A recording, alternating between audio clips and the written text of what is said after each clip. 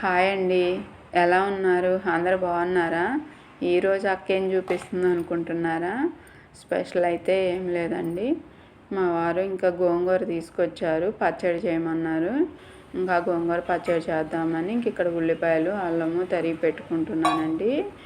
ఇంకా నేను ఏదైతే ఇంట్లో వండుతానో అది మాత్రమే మీకు చూపిస్తానండి.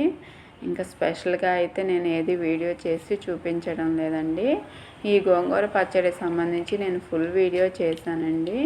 ఒకసారి మీకు కావాలనుకుంటే ఒకసారి చెక్ చేయండి. అలాగే నేను చేసే పచ్చడి అయితే మా అమ్మ వాళ్ళ దగ్గర నేర్చుకున్నదేనండి.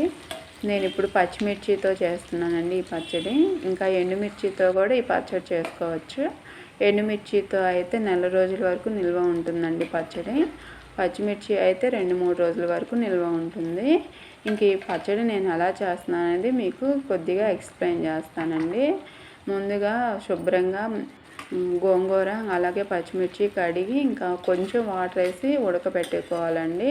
ఉడకబెట్టిన తర్వాత దాన్ని మిక్సీ పట్టుకోవాలండి. మిక్సీ పట్టేటప్పుడే మనం అల్లము ఇంకా అలా జీలకర్ర ఉప్పు వేసి మిక్సీ పట్టుకొని ఇంకా దాన్ని తాలింపు పెట్టుకోవడమేనండి. అంతేనండి.